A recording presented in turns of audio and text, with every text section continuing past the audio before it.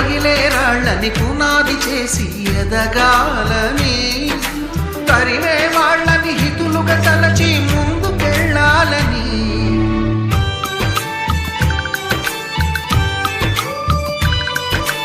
కన్నుల నీటిని కలల సాగుకై వాడుకోవాలని,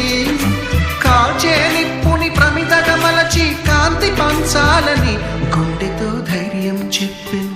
చూపుతో మార్గం చెప్పెను,